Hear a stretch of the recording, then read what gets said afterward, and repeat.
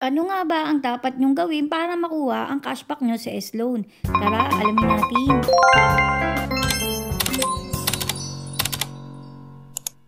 So, nung nakarang araw ay talaga namang nagtitrending yung ganitong post na makukuha mo daw yung cashback o yung rebate dito sa SPayLater at sa S-Loan. Dapat nga lang daw gawin ay magtatanong lang sa customer service ni Shopee at makukuha mo na ito. So, totoong meron kayong makukuhang rebate or cashback dito sa S-Loan at sa SPayLater. Pero ano nga ba ang mga dapat yung gawin at dapat yung tandaan para makuha ito? Unang-una, kayo ay magiging eligible lamang sa rebate dito sa S-Loan kapag kayo ay nag-fully paid. So, malinaw ha, once na nag-fully paid lamang kayo, ay doon nyo palang makukuha ang inyong rebate. Nag-advance lang kayo like kunwari 6 months or nag-advance lang kayo ng 6 months, dapat ay fully paid dapat kayo.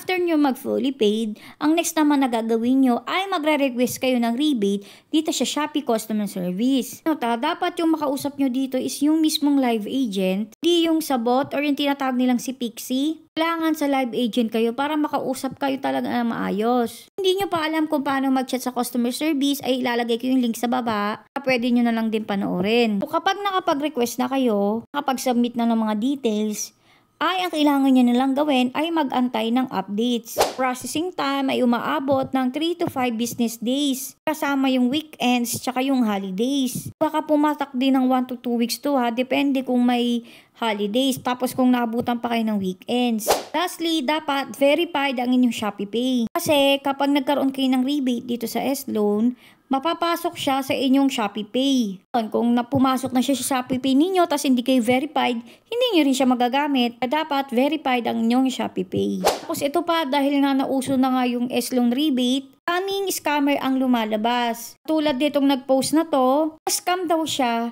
Dahil scammer daw ay nagbigay ng mali at hindi authorized na Shopee email. So kapag mag-rebate kayo sa S-Loan, ang lagi nyo lang kakausapin is yung Shopee Customer Service. Hindi ibang tao ang mag-aasikaso nun, kundi kayo mismo. At ang kakausapin nyo lang mismo is yung Shopee Customer Service, which is makikita nyo rin sa Shopee. Huwag kayong maniwala na kapag may ibang taong lumapit sa inyo or nag-chat sa inyo, sasabihin na ako na lang mag-aasikaso ng rebate mo sa S-Loan, madali lang yan, bayaran mo lang ka na ganito or libre na lang. Wag kayong maniniwala doon kasi malamang sa malamang scammer yon. Again, kayo ang magpa-process ng S-Loan rebate. I-chat nyo yung customer service na mismong makikita nyo rin sa Shopee. Wala kayong gagawin sa email or sa number na sasabihin na sa Shopee yon, contact number yun ng Shopee or email yun ng Shopee. Walang ganon. Although may email talaga si Shopee, at may number sila na telephone number. Pero sa pag-process talaga dito sa S-Loan rebate, magdadirect kayong magre-request kayo mismo sa customer service ni Shopee. So yun nga no, sana may natutunan kayo sa video na ito. Thank you for watching. Yun lang!